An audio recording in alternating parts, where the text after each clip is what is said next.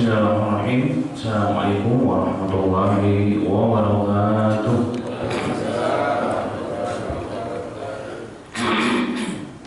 Innal hamdalillah nahmaduhu wa nasta'inuhu wa nastaghfiruh wa na'udzu billahi min shururi anfusina wa min sayyiati a'malina. Man yahdihillahu fala mudilla lahu wa man yudlil fala hadiya lahu. Asyhadu an la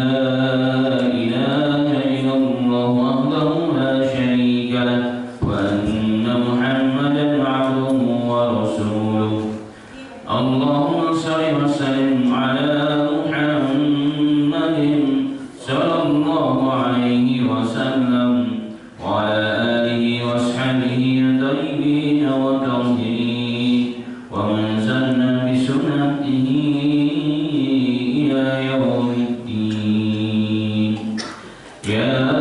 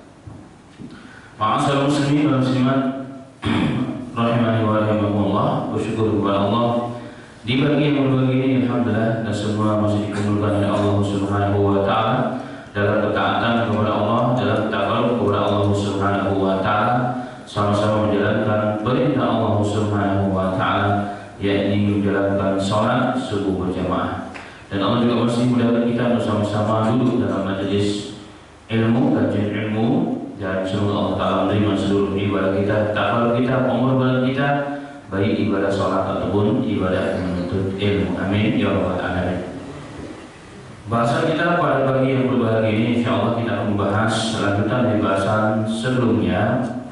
Dan hari ini tema kita saya berikan judul mantan ahli neraka. Kalau hari ini kita mengenal ada mantan nafi, ada mantan presiden, ada mantan ini dan mantan itu dan seterusnya. Ternyata nanti di akhirat pun ada mantan. Ini mantan ahli neraka. Tidak ada mantan ahli surga, yang ada mantan ahli neraka. Saya memulai bahasan kita dari hadis yang diriwayatkan oleh Imam Bukhari dalam sahihnya dalam kitab Riqaq atau Raqaiq. Hadis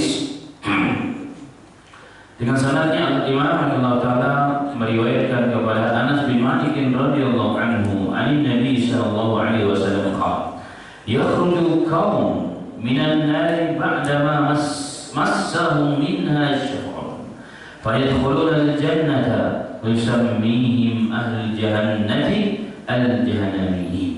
وفي رواية إذا دخل أهل الجنة الجنة وأهل النار النار فيقول من كان في قلبه مثقال حبة من خردل من إيمان فأخرجوه ويخرجون فإن تحشوا وعادوا حماما ويلقوا في نهر الحياة فينبتون كما تنبت الحبة في حميد السيل.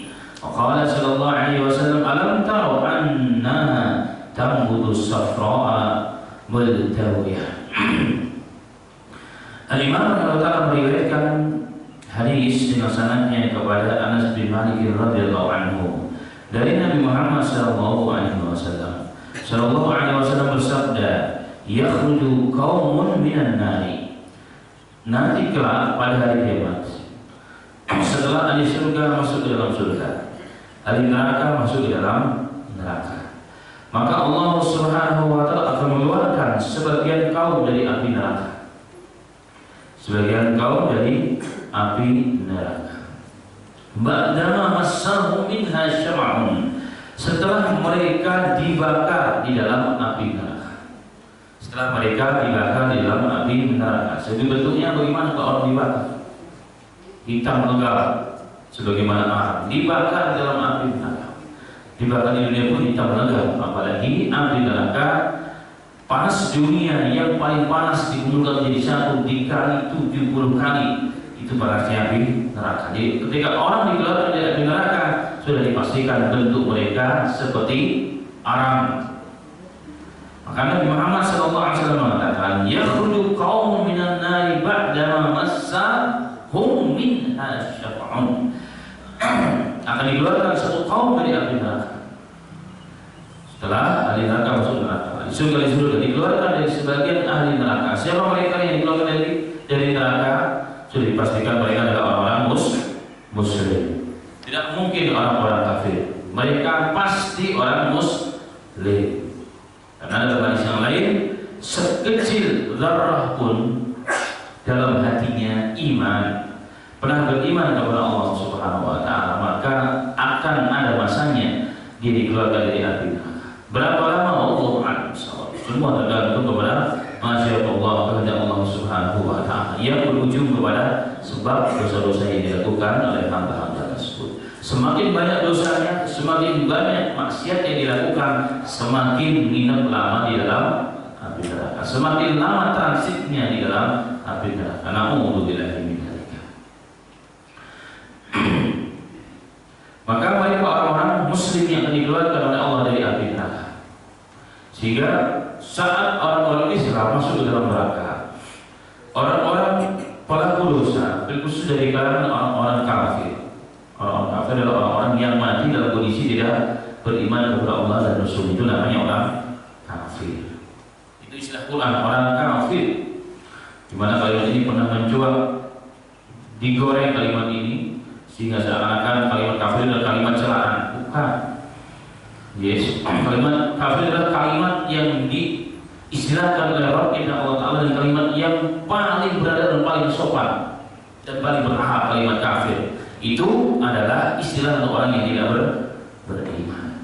Apa artinya kafir? Kafar, menutupi. Asli kafir adalah menutupi. Makanya dalam beberapa ayat Allah menceritakan ketika para petani itu, jadi para petani dalam bahasa Arab dikatakan kafir. Kenapa kafir? Karena petani itu menutupi biji-bijian yang ditanam di dalam tanah. Maka para petani itu dalam istilah Quran dikatakan kafir. Wa'ajabul kuffar nabatahu. Allah mengatakan ketika para petani itu menanam biji-bijiannya, kemudian beberapa hari besoknya, pagi hari atau malam harinya tertimpa air hujan, maka beberapa masa setelahnya itu akan menumbuhkan tanaman yang begitu hebat, luar biasa. Sehingga apa? Ketika petani tersebut melihatnya, ajabul kuffar nabatahu, ketika melihatnya terkagum-kagum dengan tumbuhan yang tumbuh tersebut. Makanya kenapa kafir dikatakan kafir? Karena masih tertutupi hatinya dengan dosa, sehingga belum mendapat hidayah. Tertutupi hidayah tersebut karena kemaksiatannya, karena kesombongannya, ada mawani hidayah, ada penghalang hidayah. Maka dikatakan kafir. Hatinya masih tertutupi. Berarti bisa juga suatu saat kan ada masanya dihilangkan penutup tersebut jika dia masuk Islam. Bukan celaan. Orang yang mengerti celaan, orang yang tidak mengerti bahasa Quran. Tapi alhamdulillah kembali kepada maksud. Nah, orang Muslim itu suatu saat akan dikeluarkan dari neraka. Walaupun awalnya dilecehkan oleh orang kafir. Loh, ini katanya orang Islam. Kalau orang mati dalam kondisi Islam akan masuk surga. Kok kamu masuk di neraka kayak kami juga? Mana kebenaran agama kamu? Dinyinyirin. Jadi ada penyinyiran nanti di akhirat. Jadi ada penyinyiran dari kalangan orang kafir terhadap orang Islam. Katanya kalian mengajak kebaikan, Anda masuk neraka juga. Sehingga apa? Allah Subhanahu wa taala tidak terima ini kalimat itu. Makanya Allah perintahkan kepada seluruh para malaikat Allah, siapa saja oleh malaikatku, orang-orang yang dalam hatinya bahkan ada sebesar iman walaupun hanya sekedar zarrah, dijisawi dalam terjemahan umum, atau partikel terkecil yang ada di muka bumi ini, atau ada dalam hati seorang muslim, hati ada pada seorang insan, keluarkanlah dia dari api neraka. Saat itulah Quran mengatakan, yawadul ladzina kafaru law kanu muslimin.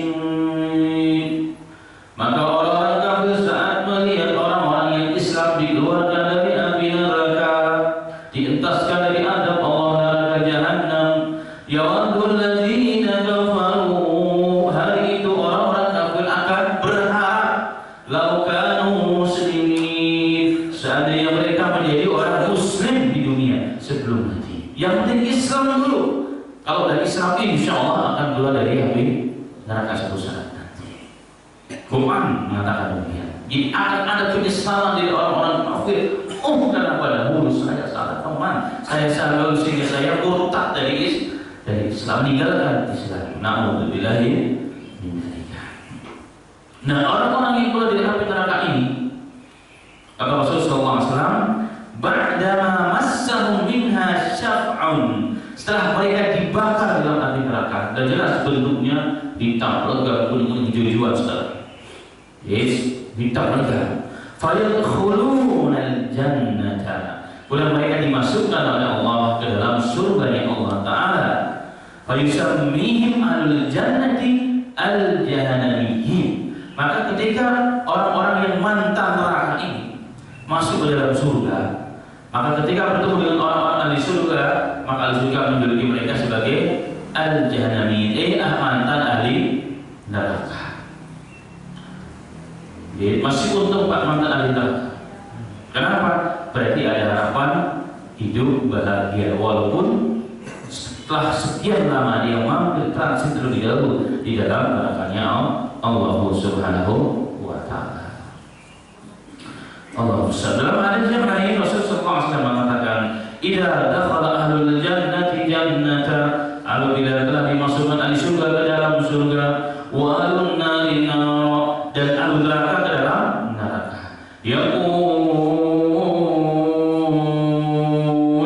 Allah mengatakan, "Man kana fi qalbihi mithqala habatin min khardalin min iman fa akhrijuh." Maka Allah mengatakan kepada para malaikat, "Wahai malaikatku, cari orang-orang yang dalam hati ahli neraka mithqala habatin min khardalin min iman." Cari, wahai malaikatku, orang-orang ahli neraka yang dalam hatinya ada sebesar biji sawi atau partikel yang terkecil di muka bumi, ada iman dalam dirinya seperti itu. Allah mengatakan, "Fa akhrijuh", keluarkanlah mereka dari api neraka. Allahu Akbar. Fa yakhrujuna qadim tunishu wa aluhuma wa yulqaw bi nahril hayat fa yaqutuna kama tamudul hibbatu min hamis sayl. Setelah mereka dibakar hitam legam, sudah tidak berbentuk lagi. Kemudian mereka dilemparkan, dicurkan ke dalam sungai kehidupan, namanya Nahrul Hayat.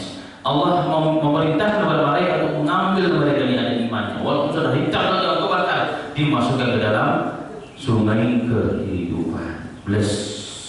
Yang tadinya hitam legam, maka itu tumbuh kembali menjadi manusia yang sempurna jasadnya, seakan-akan belum pernah tersentuh oleh panasnya api neraka.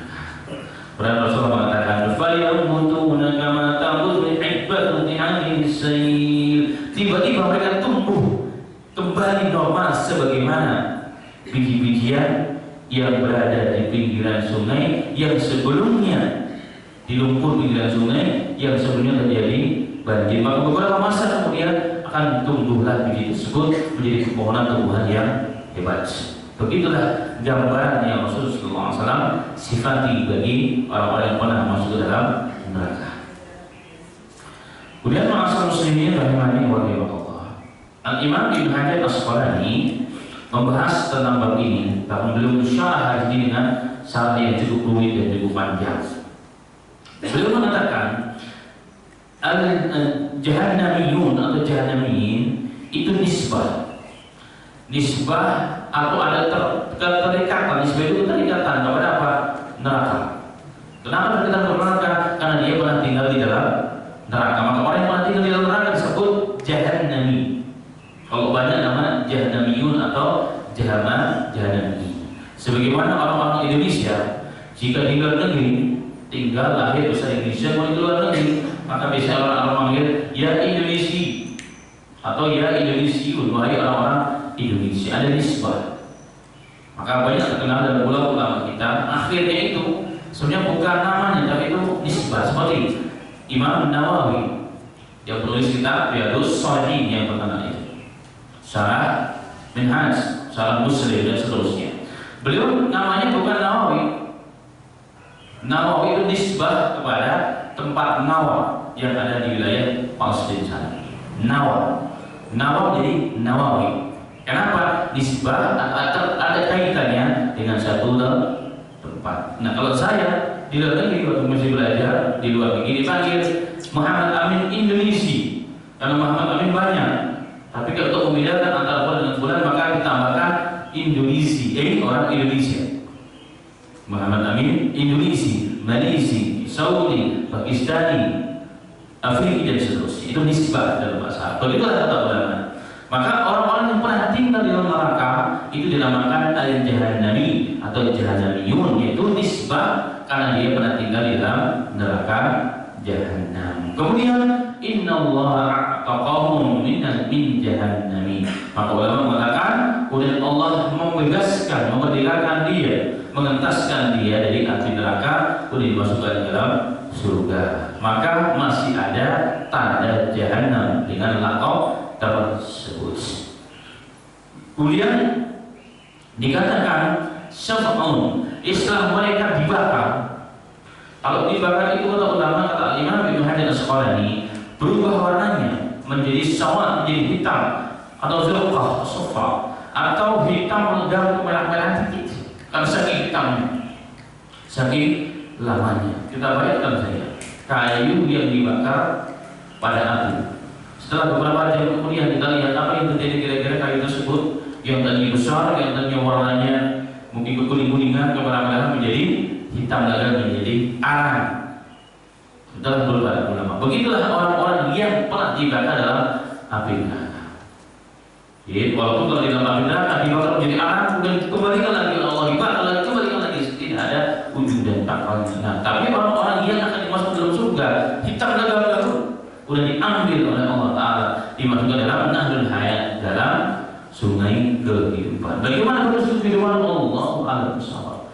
Tidak dijelaskan bagaimana bentuknya, bagaimana lebarnya dalam Al-Quran atau dalam hadis Nabi Muhammad SAW dengan begitu detail. Tapi jelas akidah ahli sunnah wal jamaah begitulah. Jadi orang-orang yang akan dimasukkan dalam surga dibersihkan, dilayakkan dulu. Ini satu gambaran bahwa orang masuk surga harus bersih.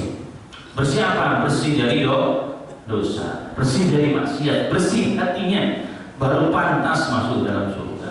Kalau saya dan antum dan antuna hati masih kotor, ya, dosa masih meliputi kehidupan kita, hati masih banyak cinta dunia sehingga meninggalkan perintah agama, hati penuh dengan ghil, hasad, iri, dengki, su'ullah, apalagi ria, sum'ah, ingin dipuji, seterusnya, maka belum pantas sesungguhnya. Kenapa? Orang surga adalah orang yang bersih daripada ini semuanya. Yang bersih ini semua. Kita pernah bahas ketika membahas mengenai kontrol, mengenai sirat. Ketika membahas mengenai sirat, jembatan yang dibentangkan oleh Allah, pembentang di antara dua bibir neraka. Maka setelah orang yang melalui sirat hanya orang muslim. Walaupun ada munafiknya, kemudian akan jatuh pendosa jatuh dalam neraka. Nah, di ujung sirat ada namanya apa? Qantarah dalam hadis yang sahih. Qantarah itu adalah tempat untuk mengkisos sesama muslim yang terkait dengan urusan hati. Artinya apa? Allah bersihkan calon penduduk surga itu dengan dari penyakit hati. Dibersihkan oleh Allah Subhanahu wa Ta'ala supaya pantas masuk surga. Maka salah satu tugas Nabi adalah wa yuzakkihim, membersihkan jiwa mereka. Itu yang disebut tazkiyatun nafs. Tazkiyatun nafs, pembersihan jiwa. Kemudian ada yang berubah namanya menjadi macam-macam. Ada yang mengatakan tariqah, ada yang mengatakan sunnah suri. Tapi asalnya adalah apa? Dari tazkiyatun nafs kalau bahasa Quran dan syariatnya. Itulah tugas Nabi. Itulah tugas Nabi. Bahkan Quran mengatakan sebelum mengajarkan Al-Quran dan hikmah dan sunnah, tugas pertama Nabi adalah yaitu ayat-ayat wa yuzakkihi, membacakan ayat-ayat Allah dengan tujuan membersihkan hati dan jiwa mereka. Karena belajar Quran, belajar hadis nggak akan banyak manfaatnya jika hati masih penuh dengan kekotoran. Hati masih penuh dengan dendam, hati penuh dengan sombong, tidak tawadhu, congkak, ria, sum'ah. Maka Quran dan hadis hanya akan menambah penyakit tersebut jika tidak berusaha dengan dengan mati-mati. Dan itulah ma'asyiral muslimin rahimakumullah. Ini satu gambaran. Maka siapa yang masuk surga, bersihkanlah bukan hanya wajahnya yang tiap minggu sekali kesawal, bukan hanya merawat lahiriahnya yang tiap hari diluluh dengan luluh dari emas, kadang-kadang dari coklat, bahkan dari madu. Nggak cukup itu semua. Karena ternyata penampakan bahwa itu nggak ada apa-apanya. Rasulullah SAW mengatakan, Inna Allah la yanzuru ila suwarikum wa la ila azmanikum walakin yanzuru ila qulubikum wa a'malikum. Allah tidak akan melihat kepada muka kalian, bentuk kalian, apakah maju di dunia, apakah mata yang belum, apakah Masya Allah mukanya tirus atau kayak telur katanya. Enggak, kata Allah nggak penting. Atau tuhurnya berotot, Masya Allah. Ya, ada orang yang tiap hari jawabnya itu menghabiskan, itu membuat diri berotot. Enggak ada manfaatnya. Semua ini sia-sia, kata Rasulullah SAW. Yang pertama kali melihat adalah apa? Hati kalian dan juga amal kalian. Hati dan amal kalian. Hatinya baik, ikhlas, hatinya tawadhu dan seterusnya. Baru amal zahirnya yang akan dilihat oleh Allah. Jadi batin harus dibenahi, doa juga dibenahi doa. Nggak boleh satu, harus dua-duanya. Nggak boleh hati doang juga. Karena zahir pun menjadi perhitungan dalam Islam. Ada amal-amalan yang doa juga diperhatikan. Kayak sholat, kayak wudhu itu pun harus jelas. Jadi dua-duanya harus sejalan. Dan ini gambar yang penting dalam kisah. Kenapa orang-orang yang akan dimasukkan dalam surga dibersihkan terlebih dahulu di dalam neraka jahanam untuk dibersihkan dosa-dosanya, dibersihkan hatinya, dibersihkan kotoran-kotoran yang selalu menyelimuti, menggelapkan hatinya sehingga tidak menerima kebenaran yang datang dari manapun. Maka muslimin rahimani wa rahimakumullah. Dan penyakit hati itu lebih berat Pak menjalankannya, mencucinya itu lebih berat. Kalau penyakit zahir itu gampang. Toh amal Islam yang zahir itu lebih mudah. Cara pakaian, mukanya, penampilannya, itu setiap orang bisa. Walaupun tidak semua orang bisa juga, itu perlu karena iman juga. Tapi itu lebih mudah daripada urusan yang tidak nampak, itu urusan hati. Bagaimana ikhlas, bagaimana tawadhu, bagaimana ridho dengan takdir Allah Subhanahu wa taala. Itu semua adalah hati. Pengaruhnya adalah hati, dan penyakit itu pengaruhnya kepada zahir. Maka dalam penelitian para ahli medis ternyata 70% itu penyakit zahir disebabkan oleh makanya orang yang plong hatinya, orang yang wasi'us surur, bahasa yang luas dadanya, mudah memaafkan, mudah menerima takdir Allah dan seterusnya. Biasanya orang yang zahirnya sehat, batinnya juga puas. Tapi orang yang stresan, orang yang stres itu kenapa? Karena darah tinggi. Kenapa? Ada sesuatu yang tidak pas yang nyangkut dalam hati. Itu apa? Tidak tidur dengan takdir dan keputusan. Itu masalahnya sebenarnya. Itu masalah yang paling berat. Saya ini kan sekolahnya sudah tinggi, masa kerjanya begini terus? Sehingga dia stres. Dia tidak merasa cocok. Gak pantas kerja saya begini. Harusnya saya jadi pejabat bagi orang yang tinggi. Dia tidak merasa tidak pantas dengan apa yang dia lakukan selama ini. Makanya jadi stres, menjadi sombong, menjadi pemarah. Kenapa? Hatinya yang belum terkontrol. Ma'asyiral muslimin rahimakumullah. Kembali kepada hadis. Hadis. Dalam beberapa riwayat, orang-orang yang disebut dengan jahannamiyun itu, mereka ketika masuk surga masih disisakan tandanya, diberikan tanda khusus oleh Allah Subhanahu wa taala. Sebagaimana dari riwayat Ibnu Hibban yang disahihkan oleh Syekh Al-Anut dari Abu Sa'id Al-Khudri radhiyallahu anhu, beliau mengatakan, "Yusammuna fil jannati jahannamiyyin min ajli sawad fi wujuhihim." Jadi orang-orang yang menjadi mantan ahli neraka yang masuk dalam surga itu kelak akan dinamakan dengan al-jahannami. Orang yang pernah masuk neraka jahanam. Kenapa disebutkan jahannami? Karena mukanya yang hitam legam. Mukanya hitam. Jadi masih ada tanda cap bahwa ini ahli neraka. Ahli neraka. Fayaqulu, kemudian ahli neraka tersebut yang disebut dengan jahannamiyun tadi dia doa kepada Allah Subhanahu wa taala, Rabbana adhib anna hada, ya Rabb ya Tuhanku, dengan nikmat-Mu karuniamu aku masuk ke dalam surga-Mu, tetapi masih ada tanda hitam pada wajah kami ya Rabb, maka adhib anna hada, ya Rabb hilangkanlah ini dari muka kami ya Rabb, hilangkanlah ini dari muka kami. Fayu'maruhum fayattasilun, maka mereka diperintahkan oleh Allah kepada para malaikat, mereka setelah dimandikan, dibersihkan oleh Allah Subhanahu wa taala, kemudian perlahan-lahan di dalam surga, maka cat itu akan menjadi hilang. Ada yang mengatakan kekuning-kuningan mukanya. Jadi mukanya itu orang yang pernah masuk neraka, ada yang mengatakan kuning-kuningan, ada yang mengatakan kehitam-hitaman. Tapi lambat laun cat tersebut, tanda tersebut akan menjadi hilang. Kemudian ada riwayat juga bahwa mereka akan ada catnya. Mereka dinamakan, diberikan gelar Utaqaullah. Ada yang mengatakan Utaqaullah namanya. Oh, ini adalah Utaqaullah. Ada dua nama, Jahannami atau Utaqaullah, mantan dari neraka. Itu apa? Orang Utaqa artinya orang-orang yang dibebaskan oleh Allah dari azab api neraka. Orang yang telah bebas. Dicap bagian di neraka, orang yang telah bebas di neraka namanya selain Jahannami juga Utaqaullah, orang-orang yang dibebaskan dari api neraka. Baik. Kemudian ma'asyiral muslimin rahimani wa rahimakumullah. Proses mereka diangkat dari api neraka, kemudian dimasukkan di dalam surga. Bagaimana mereka itu tahu? Jadi ada tanda-tandanya. Orang-orang yang ada iman dalam dirinya, apalagi pernah menjalankan syariat Allah, wudu, sholat, pernah menjalankan kewajiban-kewajibannya, itu masih ada tanda-tandanya.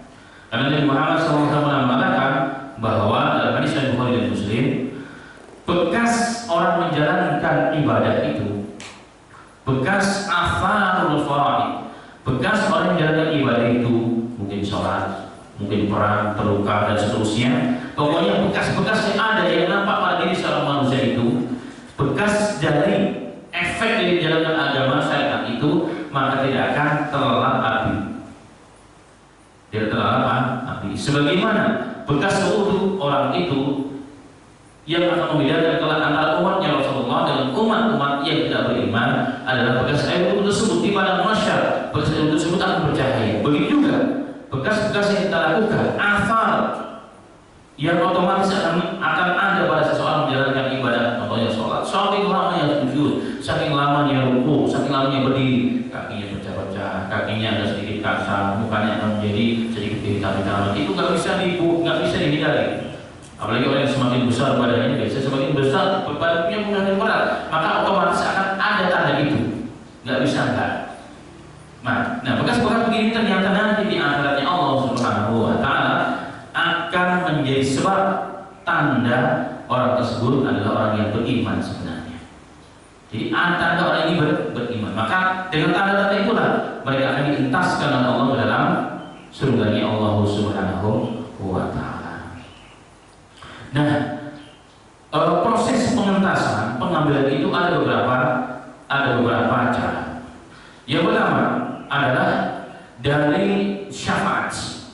Jadi bagaimana proses pengentasan penyelamatan akhirat dalam surga adalah dengan syafaat. Siapa? Yang pertama syafaat Nabi kita Muhammad Sallallahu Alaihi Wasallam. Syafaat Nabi kita itu ada yang mempercepat masuk ke dalam surga, ada yang meninggikan derajatnya di surga, ada juga orang yang dari neraka dientaskan dengan syafaatnya Rasul ke dalam surganya Allah Subhanahu wa taala. Itu yang pertama. Yang kedua adalah syafaat para malaikat Allah. Syafaat orang-orang yang soleh yang pernah kita bahas. Syafaat anak yang soleh. Anak yang soleh jadi ulama, jadi pejuang Islam, hafid lagi, maka akan membawa orang tuanya, membawa saudara-saudari dalam surga. Bayangkan Rasulullah SAW pernah bersabda, barang siapa yang ketika tertimpa ujian dengan meninggalnya anak yang belum balik itu, 3 orang atau 2 orang atau seorang, maka itu disimpanan bagi kedua orang tuanya di dalam akhirat. Dalam hadis yang lain, anak-anak yang meninggal dunia sebelum dia dewasa di surga. Ada beberapa riwayat, Allah akan bersama. Intinya dari hadis yang sahih, orang tuanya bahkan akan dipaksa oleh anak tersebut diseret masuk ke dalam surganya Allah Subhanahu wa Ta'ala. Ini anak yang masih kecil, yang belum bisa buat apa-apa saja mampu menyelamatkan kedua orang tuanya. Itu logikanya. Anak yang lahir, yang belum dewasa, yang dosanya belum tertulis, dia mampu memberikan syafaat kepada kedua orang tuanya, yang penting muslim tidak musyrik. Apalagi kalau anak-anaknya sudah tumbuh dewasa, berkarya, berjuang untuk agama, untuk Islam dan seterusnya. Kira-kira mana yang lebih banyak syafaat yang diberikan? Oleh anak yang jadi yang kedua, yang pertamanya bapak dan ibunya, tapi yang kedua banyak diselamatkan oleh Allah. Apalagi kita punya orang tua yang banyak baik, dan Quran juga mengatakan orang yang beriman itu anaknya pun nanti akan alhamnahum, akan kami gabungkan, akan kami satukan di akhirnya Allah Subhanahu wa Ta'ala. Maka beruntung punya orang tua yang soleh atau punya anak yang soleh. Kenapa? Dengan kesalahan mereka Allah akan berikan syafaat melalui mereka juga. Lalu kata Allah sendiri, lepas kita kepada syafaat Rasul, masih ada kesempatan dari mereka. Maka bukan hanya itu yang kita sudah pernah bahas juga tentang syafaat pertemanan. Bayangkan syafaat pertemanan yang sama sering ya. Dalam hadis yang sahih Rasulullah mengatakan, "Ma minkum min ahadin bi asyad munasyaratan lillahi fi istiqsa'il haqq." Tidak ada di antara kalian pun nanti perjuangan semangat untuk memperjuangkan, menyerukan mohon kepada Allah Ta'ala demi untuk menyelamatkan teman-temannya. Dia mengatakan, "Ya Rabb, kemana si fulan ya Rabb? Kami cari di ujung-ujung surga tidak ada ya Rabb. Fulan dan fulan dan fulan dan fulan dan fulan ya Rabb." Mereka biasa dulu sama-sama ke masjid, sama-sama duduk dalam majelis di masjid al-Istiqamah, tarawihnya barengan, ngurusin masjid barengan, bangun masjid barengan dan seterusnya. Kemana mereka ya Rabb? Mereka orang-orang yang hebat, asal mereka begini ya, kemana mereka? Kata Allah, kalau surga nggak ada, coba cari di neraka. Kalau sudah keluar mereka. Bahkan Allah mengatakan, keluarkan setiap orang yang pernah kau kenal. Kalau dia memang muslim, yang pernah bersamamu di dunia itu. Subhanallah. Maka orang tersebut betul turun dari surga ke dalam neraka, dan Allah lindungi orang tersebut daripada panasnya api neraka. Bagaimana mengenalnya? Hadis sahih Rasulullah mengatakan, bekas daripada asal sujud, bekas sujud, bekas sholat, bekas menjalankan ibadah yang wajib itu, maka itu tidak akan terbakar oleh api neraka, dan itulah tanda orang teman tersebut kenal kepada orang tersebut. Kemudian dikeluarkan semuanya. Allah mengatakan sudah. Sekarang keluarkan juga seluruh orang yang ada iman dalam diri mereka, dikeluarkan semua sampai habis seluruh orang yang beriman dikeluarkan oleh Allah melalui syafaat pertemanan. Dan itulah mengingatkan kembali, jika kita diberikan taufik oleh Allah punya tetangga yang soleh, punya jemaah yang baik, punya kelompok yang soleh, pertahankan masa muslim, pertahankan persatuan itu. Perbedaan selalu ada. Mulut ini tidak bertulang mudah menyakiti, tapi maafkanlah saudara kita. Agar apa? Nanti akan Allah. Nanti akan Allah mereka akan memberikan manfaat yang besar kepada kita. Enggak apa-apa di dunia tersakiti. Mungkin dia tidak sengaja. Ampuni, maafkan. Ya. Rasulullah mengatakan, tidaklah orang itu suka memaafkan kecuali Allah tambah kemuliaannya. Jangan kita tanya orang-orang insya Allah masjid, orang jemaah ini. Kalaupun ngomong yang kasar, niatnya bukan untuk kasar, bukan untuk tidak baik, untuk baik sebenarnya. Pertahankan itu kebaikan itu. Mempertahankan persatuan Baitul Kalimah itu penting di bawah segalanya. Kenapa? Nanti kita akan merasakan bagaimana efek pertemanan itu di akhirnya Allah Subhanahu wa Ta'ala. Tapi pertemanan yang landasannya dunia, landasannya sekedar bisnis, hanya sekedar hobi dan seterusnya, mulai pelan kita jauhkan jika pertemanan tersebut justru membawa kepada kelalaian kepada Allah Subhanahu wa Ta'ala. Tapi pertemanan seperti ini pertahankan masa muslim. Walaupun mungkin hanya seminggu 2 kali dulu, tapi pertahankan, jaga yang baik. Karena baru kita akan merasakan. Kenapa? Ini menjadi sebab kita nanti dientaskan di nerakanya Allah Subhanahu wa Ta'ala. Kemudian yang berikutnya, hadis Rasulullah mengatakan, kemudian Allah berfirman, malaikat para nabi dan rasul telah memberikan syafaat. Para malaikat telah memberikan syafaat. Orang-orang yang berhak memberikan syafaat telah semua memberikan syafaat. Termasuk pertemanan, persaudaraan, anak bapak telah memberikan syafaat kepada orang-orang yang berhak diberikan syafaat. Semua telah memberikan syafaat. Maka yang terakhir adalah aku Allah Subhanahu wa Ta'ala. Maka Allah akan dalam hadis itu akan menciduk dengan cidukannya yang sesuai dengan kemuliaan Allah, yang tidak sama dengan makhluknya. Nggak boleh kita misalkan kita contohkan. Hadis hanya mengatakan Allah akan menciduk dengan cidukannya sampai 3 kali. Bihasiyatihi, dengan cidukannya sampai 3 kali. Maka orang-orang di neraka dientaskan dari neraka masuk dalam surganya Allah Subhanahu wa Ta'ala. Subhanallah. Sehingga umatnya Rasulnya, umatnya Nabi Muhammad saja akan mencapai separuh dari penduduk surga itu dari umatnya Nabi Muhammad Sallallahu Alaihi Wasallam. Allah menjadikan minum surga kita semua. Kalau seorang orang yang diselamatkan oleh Allah Taala menjadi diberikan syafaat oleh Allah Taala, kalau orang yang berat memberikan syafaat kepada kita. Amin ya rabbal alamin. Setelah itu langsung dimasukkan kepada Nahrul Hayat, yaitu sungai kehidupan. Dicurahkan saja maka langsung berubah bentuknya menjadi orang yang layak masuk dalam surga, menjadi sempurna kembali jasadnya sebagaimana semula, dan Allah sempurnakan kehidupan dunia dan juga batinnya. Baru setelah itu Allah masukkan dia dalam surga Allah Subhanahu wa Ta'ala. Dan orang-orang yang seperti ini, orang-orang yang disebut dengan taqwa atau al-jahannamiyun atau al-jahannamiyin. Kemudian catatan terakhir oleh Imam Ibnu Hajar Asqalani bahwa orang-orang yang diberikan gelar taqwa, orang-orang yang dibebaskan oleh Allah dari api neraka atau al-jahannamiyun, orang yang pernah mampu dalam neraka jahanam, sesungguhnya nama ini atau cap ini yang lengket pada mereka laisa tanqisan lahu. Catatan penting, beliau mengatakan bukan untuk menghinakan mereka. Kalau di dunia orang dicerita ada ini bekas nabi, itu menghinakan, benar, menghinakan, merendahkan, sehingga apa dia membuat umum kemana-mana malu. Tapi kalau di akhirat tidak, kata ulama, bukan untuk menghinakan ahli jahannam. Oh, si fulan pernah masuk neraka, bukan. Jadi laisa litanqisihim lahu, bukan untuk menghinakan mereka, merendahkan mereka karena mereka pernah masuk neraka, bukan. Bal istitqari li ni'matillahi yazdadu bidzalika syukra. Tetapi cap itu yang disematkan pada mereka, tanda warna khusus atau tanda khusus yang ada pada mereka itu adalah di istitqari ni'matillah, untuk selalu mengingat nikmat Allah. Karunia yang Allah berikan kepada mereka yang baru pernah masuk neraka, yang luar biasa sakitnya, yang luar biasa pedihnya, yang tidak bisa diceritakan, digambarkan dengan apapun.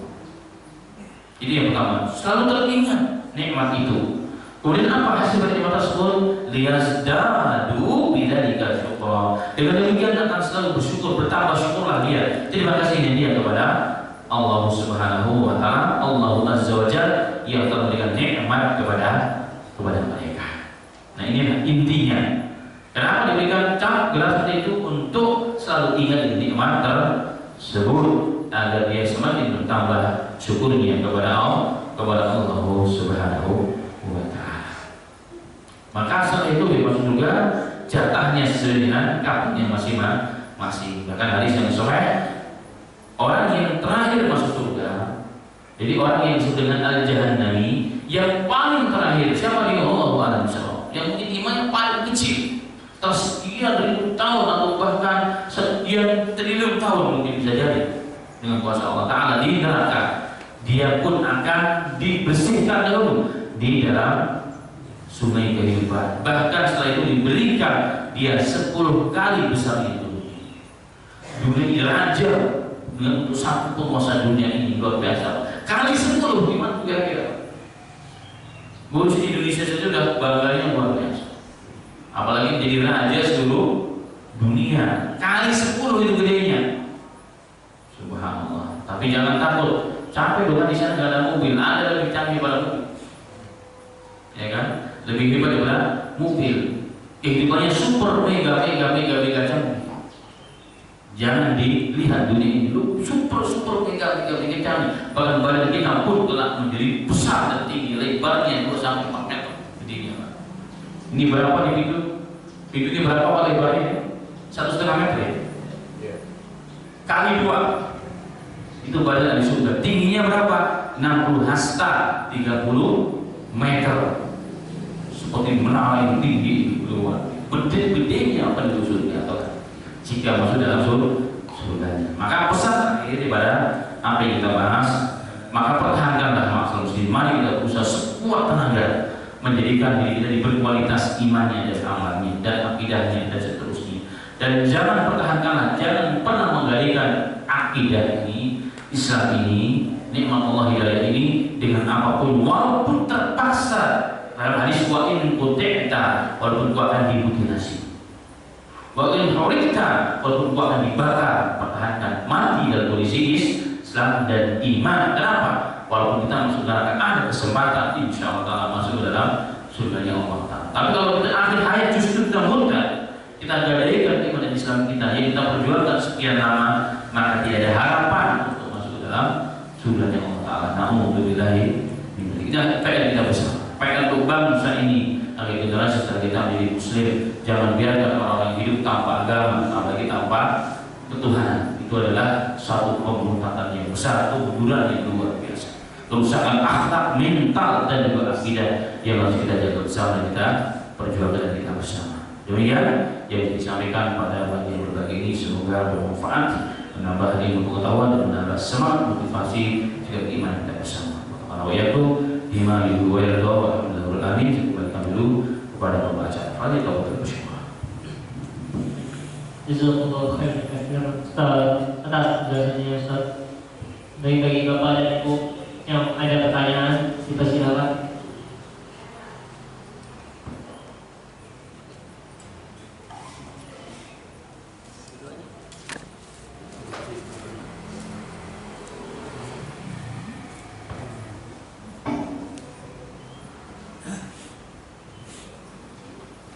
Assalamualaikum warahmatullahi wabarakatuh. Ustaz, saya mau bertanya, kalau orang dalam keadaan mampu tetapi dia tidak mau melaksanakan rukun Islam yang kelima, apakah dia sudah melanggar hukum Allah bahwa dia tidak terpenuhi sebagai seorang muslim? Karena rukun 5 Islam adalah wajibnya 5. Dia sudah mampu tapi dia tidak ingin melaksanakan, niat pun tidak. Bahkan sudah ancang-ancang, kalau nanti saya mati, tolong deposito saya dibatalkan saja. Jadi pertanyaan saya, bolehkah dia dibatalkan orang lain padahal dia pada hidup dia mampu? Kalau misalnya tadi ada keterangan dari Ustaz, orang ini sebenarnya sholatnya rajin, ke masjid rajin, puasanya bagus, dia mampu, tapi dia tidak mau. Pertanyaan saya, apakah dia nanti menjadi mantan jahanam atau binari jahanam khalidina fiha? Ya abadi. Apakah anaknya ini nanti bisa menyelamatkan dia kalau anaknya nanti soleh? Ini mohon penjelasan dari Ustaz, karena dia niatannya tidak ada, nggak kepingin gitu. Nah ini kalau ini diperbolehkan, kalau ini trennya saat ini sudah banyak Ustaz. Karena yang muda-muda sudahlah nabung aja. Ngapain harus 40 juta reguler haji? Kalau 5 juta aja bisa dapat sertifikat untuk haji.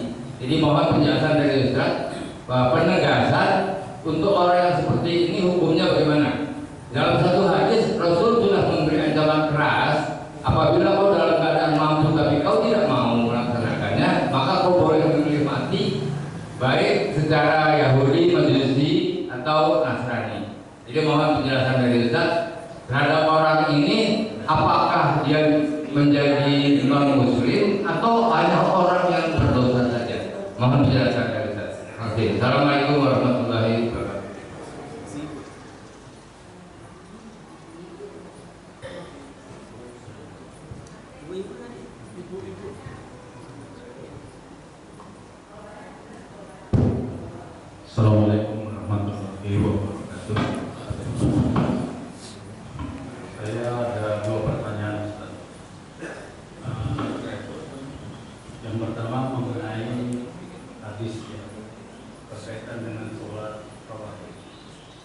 siapa melakukan sunat rawatib subuh sebelum subuh 2 rakaat, sebelum duhur 2 rakaat, 4, dan setelah duhur 2 rakaat, setelah maghrib 2 rakaat, setelah isya 2 rakaat, maka akan dibangunkan rumah di surga setiap hari.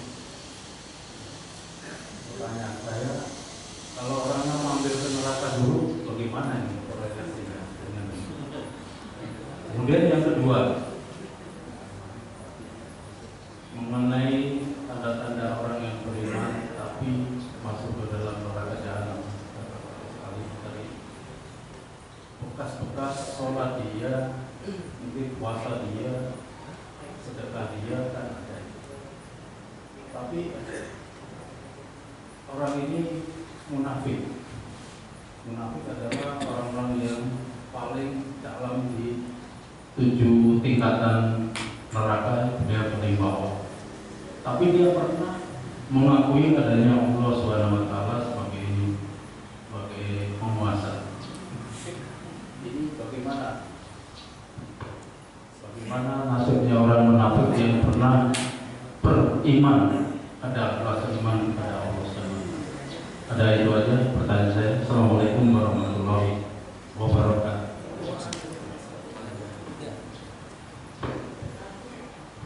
Assalamualaikum warahmatullahi wabarakatuh. Pak Ustaz, sebagian dari kaum Quraisy Mekah ada yang percaya dan yakin kepada seruan Nabi Muhammad SAW yang mengajak ke agama Allah yang benar, yaitu agama Islam yang kita cintai ini.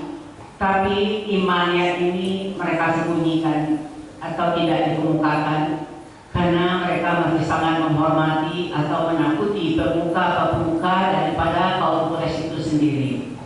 Nah, berarti di dalam hati mereka ini ada iman, ada keyakinan, cuma tidak berani untuk memukakannya karena takut kepada pemuka-pemuka Quraisy yang sangat mereka hargai atau sangat mereka takuti.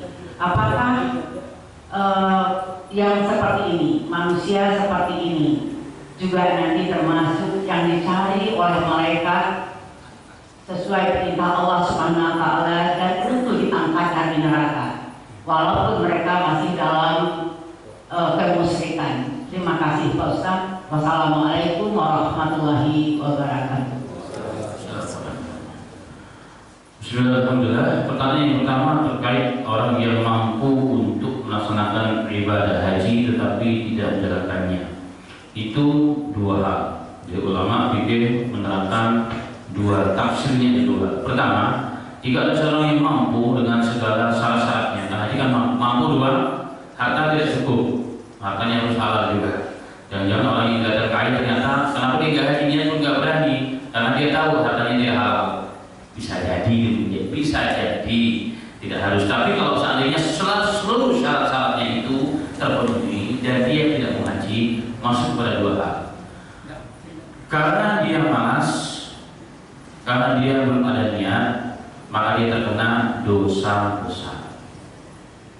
Jelas dosa itu nggak ada balasan kecuali neraka.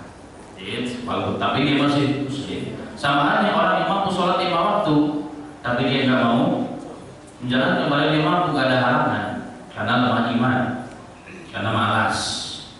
Itu yang pertama. Tetapi jika dia tidak mau melaksanakan karena ingkar,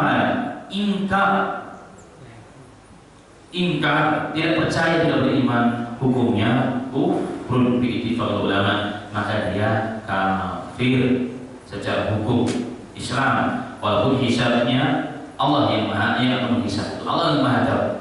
Di Allah yang maha tahu. Ada orang dohir ini kita ingat dia kafir dengan Allah. Kenapa?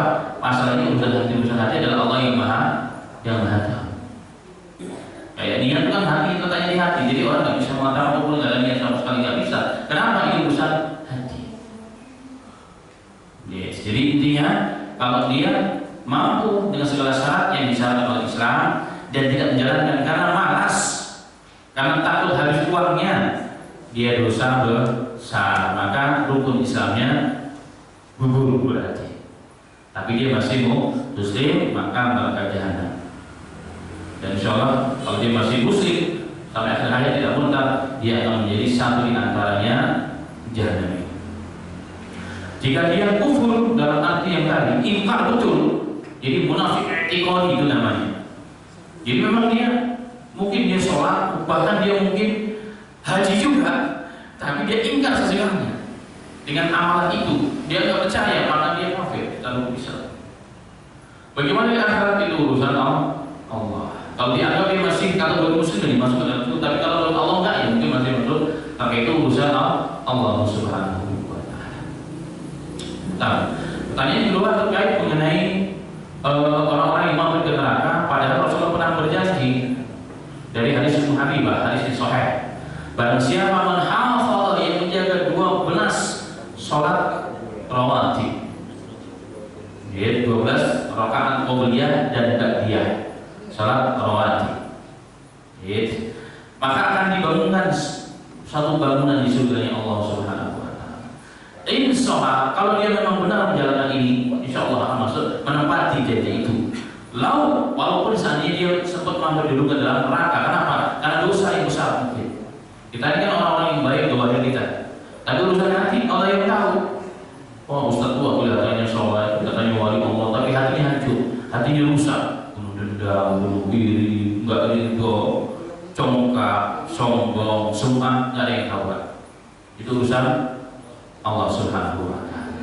Tapi ada makanya ada orang yang kelihatan biasa-biasa dan tapi matinya kok baik gitu. Mungkin Allah yang maha tahu sesungguhnya. Karena orang itu tergantung innamal a'malu bi khawatim nafsi bukan itu. Amal itu tergantung akhirnya. Tapi janji itu jika dijalankan dengan benar dan tepat, maka insya Allah akan menempati rumah yang dijadikan istana yang dibangun oleh surga Allah. Makanya ini satu juga catatan penting oleh ulama bahwa ternyata amalan-amalan yang akan menyelamatkan kita itu adalah tidak cukup hanya satu amalan.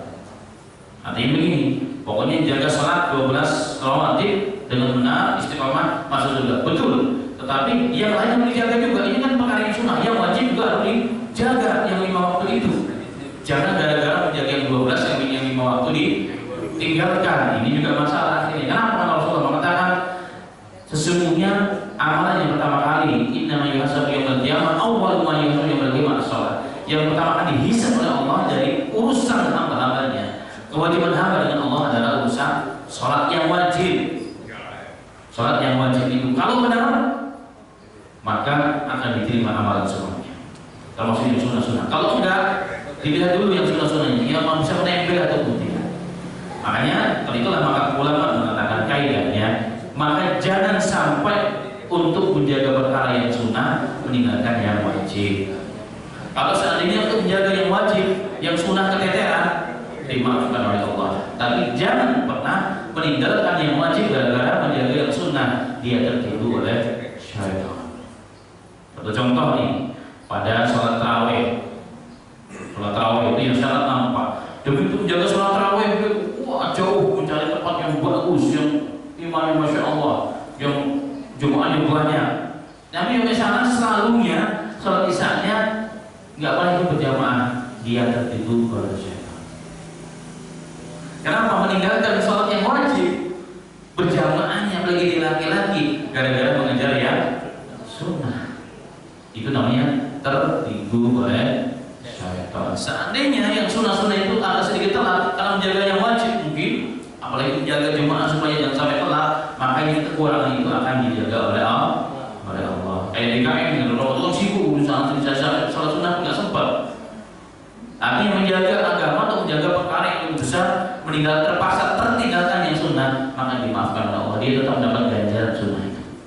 Ini penting ya. Maka janji itu insya Allah tetap akan diberikan oleh Allah walaupun terpaksa mampir dulu ke neraka kalau memang terpaksa. Baik, itu yang kedua. Kemudian tadi pertanyaan yang ketiga apa? Oh iya, orang yang munafik. Tentang munafik, Allah mengatakan innal munafiqina fi asfali darki minan nar. Sesungguhnya tempat kembali orang munafik itu di kerak api neraka, yakni tempat yang paling dasar. Rak itu kan paling bawah. Tapi yang dimaksud ulama tafsir mengatakan bahwa ayat ini yang dimaksud munafik i'tiqadi, i'tiqad, keyakinan, akidah munafik. Maksudnya bagaimana? Ada orang yang bergelar yang baik depan dan belakang namanya, bahkan kadang-kadang menjadi pemimpin ormas besar, bahkan dohirnya masya Allah. Tapi munafik dia sebenarnya. Apa buktinya? Selalu mendukung keputusan yang dolim, selalu mendukung keputusan yang merugikan umat Islam, yang merugikan ulama-ulama Islam yang robbani. Berarti secara akidah ini sudah munafiknya. Orang begini disono tempatnya. Apakah dia akan masuk kekal neraka atau masuk surga, itu urusan Allah. Kalau dianggap oleh Allah dia munafik etikodi, tapi sebenarnya ada iman juga dalam dirinya sekian persen, ya berarti suatu saat dia akan masuk dalam surga. Makanya yang penting itu muslim dulu. Makanya saya sampaikan yang kemarin ada orang Muslim sering ke masuk Islam. Tapi kan yang penting Islam dulu. Mau Islam bagaimanapun yang penting muslim dulu levelnya. Mau muslim ini itu silahkan. Sambil pelan-pelan kita perbaikan akidah, iman, amal dan ibadah kita. Yang penting muslim, karena muslim itu punya tiket masuk ke dalam surganya Allah Subhanahu wa taala. Maka kita syukuri negara Indonesia negara mayoritas muslim terbesar di dunia. Ya kata orang, jika kita bisa kencing di negara tetangga, maka tetangga itu akan tenggelam. Saking besarnya jumlah muslim kita syukuri. Sedang kita pelan-pelan menjaga bersama dan kita berbagi agama kita dan akidah kita. Itu yang paling penting. Termasuk orang-orang yang musyrik itu, musyrik yang melakukan kesyirikan besar, itu ada iman nggak di dalam hatinya sendiri? Pasti ada dong. Walaupun musyrik seperti ini, nggak diampuni Allah Al-Qur'annya. Orang yang syirik Allah nggak diampuni, artinya apa? Nggak akan pernah masuk surga sebelum dibersihkan itu dosa. Di mana? Di neraka. Itu maksudnya. Baru nanti satu saat nanti, kalau anggap cukup ini dosa syirik tadi udah dilebur di balasan Allah, ada kemungkinan dia masuk dalam surga Allah. Yang penting ada muslimnya dulu, iman kepada Allah, iman kepada Rasulullah. Masa pengamalan penting, tetapi masih yang penting adalah itu dulu. Syahadatain itu yang paling utama. Makanya bagaimanapun seorang muslim itu tetap lebih mulia dibandingkan orang yang tidak beriman kepada Allah. Walaupun dia masih belum sempurna imannya, walaupun masih tercampur dengan amal-amal yang tidak diperintahkan oleh Allah Subhanahu wa taala. Tapi catatannya jangan pula yang sesama ini menjadi catatan untuk meremehkan amal-amalannya itu. Kesyirikan, bid'ah, khurafat, maksiat jangan diremehkan. Karena orang masuk neraka itu berapa? Yang penting saya muslim, mau muslim nggak apa-apa. Yang penting muslim dulu kan ada jaminan kalau ustaz tadi masuk surga. Oh jangan juga. Iya kalau anda masih bertahan sampai akhir hayat masih ada Islamnya.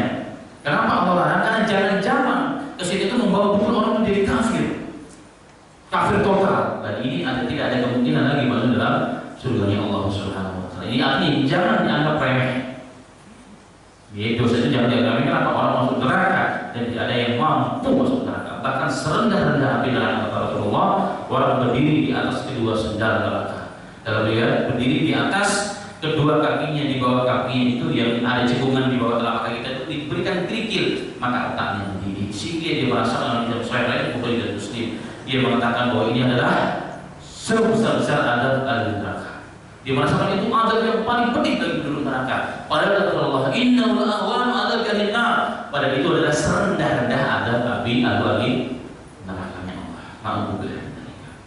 Kemudian yang terakhir pertanyaan tentang orang-orang mustad'afin, orang-orang yang lemah, yang tinggal di Mekah, yang belum mampu mengizharkan Islam, belum mampu berhijrah bersama Rasulullah dari Mekah ke Madinah, tapi hatinya ada iman.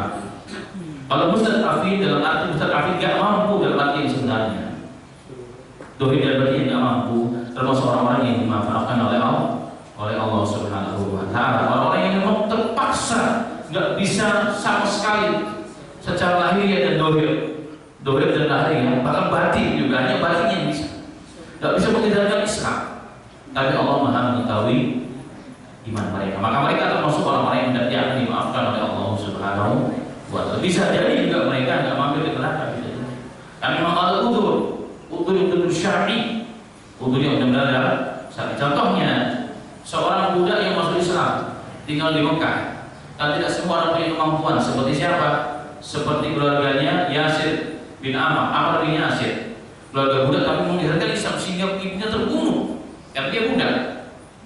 Nggak semua orang mampu seperti itu, dan lihat kemaslahatannya.